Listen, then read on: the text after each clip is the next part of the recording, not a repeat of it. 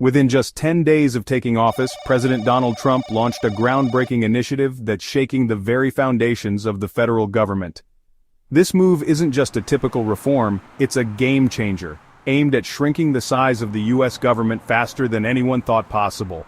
But here's the catch. Is this a step toward more efficient governance, or is Trump unknowingly setting the stage for chaos?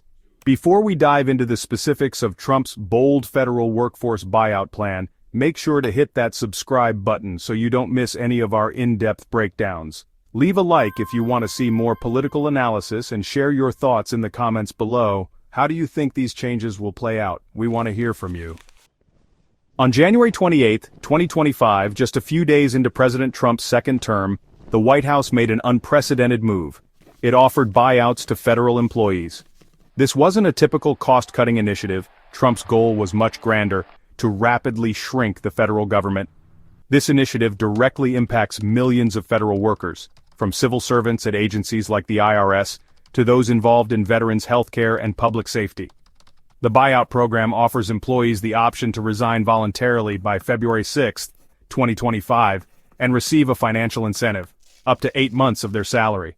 That's right, 8 months of pay without even stepping foot in an office. The program allows employees to continue receiving their salary and benefits until September 30, 2025, even if they aren't required to work in person. For many federal employees, that's a significant financial cushion, making the buyout offer incredibly tempting. But here's where it gets interesting. Trump isn't just trimming the fat, he's aiming to reshape the entire structure of the federal workforce. This isn't about reducing government by a few hundred positions. Trump is targeting millions of jobs, with plans to overhaul the system and reduce unnecessary layers of bureaucracy. By offering such generous buyouts, he hopes to accelerate the process of downsizing and restructuring the government in a way that aligns with his administration's priorities. The buyout offer isn't available to everyone, but it's extensive. Full-time federal employees are eligible, though some groups are excluded. Military personnel, U.S. Postal Service workers, employees involved in immigration enforcement, national security-related positions, and those in roles deemed critical by their agencies. While this leaves out certain sectors, it still covers a massive chunk of the federal workforce. The buyout is part of Trump's broader push for a more streamlined government, a government that's faster, more agile, and aligned with his political agenda. This initiative could lead to the exit of large numbers of seasoned professionals, experienced workers who have been entrenched in the system for years. The hope is that this sudden influx of vacancies will create an opportunity for a massive restructuring of the federal government. But it's not without risks. Losing experienced federal employees could create skill gaps, which may be difficult to fill in the short term. As with any bold move, there's significant pushback from federal employee unions. Unions such as the American Federation of Government Employees, AFGE, have raised alarms, claiming that this buyout offer isn't voluntary at all. AFGE President Everett Kelly has criticized the program, arguing that it is nothing more than an effort to purge the federal workforce of employees who are seen as loyal to the previous administration. The concern here is that the buyouts could disproportionately impact long-term employees who have deep institutional knowledge and expertise, workers who have been serving the government for decades. Kelly warns that this approach could have catastrophic consequences for the services that millions of Americans rely on. Veterans' healthcare, food safety inspections, and vital infrastructure projects could all face significant disruptions if large numbers of employees in these sectors choose to accept the buyouts. It's one thing to cut non-essential positions, but cutting employees in critical sectors could undermine the effectiveness of the federal government and leave the public vulnerable to delays in services and poor decision-making. Kelly's warnings are valid. Many essential roles in the government involve specialized knowledge and experience that simply can't be replaced overnight. If experienced workers leave without adequate replacements in place, it could create an immediate vacuum of talent, resulting in inefficiencies, policy missteps, and even public safety risks. This is a serious concern, and it's one that Trump's administration will need to address carefully if they hope to avoid significant disruptions in the services they've promised to improve. In addition to union criticism, the buyout program has also faced legal challenges. Democratic lawmakers, including Senator Tim Kaine, have raised questions about the legality of Trump's buyout offer. Kaine argued that the president doesn't have the authority to unilaterally offer buyouts to such a large segment of the federal workforce.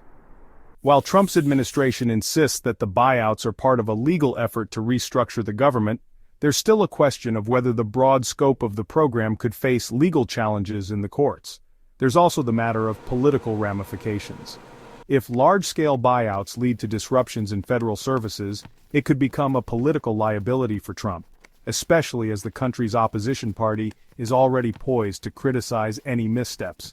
Democrats are likely to use any chaos resulting from the buyouts as a political weapon, arguing that Trump is recklessly destabilizing the government at a time when stability is needed most. If these buyouts lead to long-term disruptions, it could significantly affect Trump's public standing and could even become a major point of contention in the 2028 election cycle. Trump's buyout initiative is just the beginning of a much larger, more comprehensive vision for how he wants to reshape the federal government. This isn't simply about shrinking the size of the bureaucracy. It's about transforming the very culture of the federal workforce. Trump's administration has laid out plans to create a more streamlined, agile, and flexible government that can respond faster to the nation's needs and the Trump administration's policy goals. Trump's ultimate vision is a government that operates more like a private business, where performance and efficiency are prioritized above all else. In line with this vision, the buyout program serves as the first step in eliminating what he sees as unnecessary layers of bureaucracy that slow down progress and create waste. But Trump isn't just focused on cutting numbers, he's focused on creating a workforce that is more performance-driven. His administration is seeking to eliminate underperforming employees and replace them with top-tier talent who are capable of executing his policies efficiently. This isn't just about trimming the fat, it's about building a government that operates at peak performance. Perhaps the most significant long-term change will come in the form of job reclassifications. Trump's administration wants to shift many federal employees to at-will status, which would allow the president to terminate them without prior notice or cause. This is a huge shift from the civil service protections that many federal workers currently enjoy. Critics argue that this will create a toxic work environment where employees constantly fear losing their jobs at the whim of their superiors. While the reclassification is controversial, it's also a key part of Trump's plan to build a workforce that is accountable and responsive to the demands of the American people. If Trump succeeds in enacting this reclassification, it would give him the flexibility to remove underperforming employees and replace them with people who are aligned with his administration's goals. Another major shift that Trump is pushing for is the return to office mandate. During the COVID-19 pandemic, many federal employees began working remotely, but now Trump wants to bring them back into physical offices. This is partly to increase accountability and ensure that employees are doing their jobs efficiently. The return to office push is also seen as part of a broader effort to bring federal government operations back to normal and make them more aligned with the private sector's expectations. However, this move is controversial. Many workers have gotten used to the flexibility of remote work, and forcing them back into offices could lead to discontent among employees.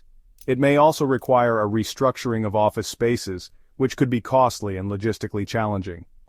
In the short term, the buyout program could lead to some serious consequences. If large numbers of federal employees decide to leave, we could see a drastic slowdown in the efficiency of government operations. Critical services like veterans' health care, disaster response, and public health inspections could be hit hardest, with inexperienced replacements stepping in to fill the gaps. Even beyond the immediate impact on public services, the mass resignation of federal employees could create a significant vacuum of institutional knowledge. The federal government is made up of employees who have spent years, sometimes decades, honing their expertise. Losing this expertise in one fell swoop could lead to major inefficiencies and policy blunders, especially in areas like national security and public health. In addition, Trump's reclassification of positions could lead to uncertainty and fear among workers. With many employees unsure of their job security, there could be a mass exodus of talent as experienced workers choose to leave before they are pushed out.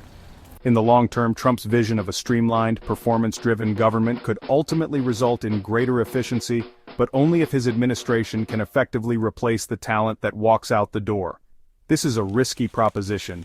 If the federal workforce is left understaffed or underqualified, we could see a breakdown in critical government functions. However, if Trump is successful in attracting the right talent to fill the void left by departing employees, we could see a government that is more focused on performance, results, and efficiency. The potential for government reform is significant, but it requires careful planning and implementation to avoid the pitfalls that come with massive turnover. There's no doubt that Trump's decision to target the federal workforce will spark political controversy. Democrats and unions will likely use any potential disruptions caused by the buyouts to paint Trump as reckless and irresponsible. If the buyouts lead to delays in services or a breakdown in government functions, it will become a major talking point for Trump's opponents in Congress. As we wrap up, the big question remains: will Trump's bold buyout plan lead to a more efficient and effective government, or will it result in short-term chaos that makes long-term reforms impossible? The stakes are high, and only time will tell how this bold experiment plays out. What do you think? Will Trump's government overhaul prove to be a success, or is he walking a fine line between reform and disruption? Let us know your thoughts in the comments below, and don't forget to like and subscribe for more political insights and analysis.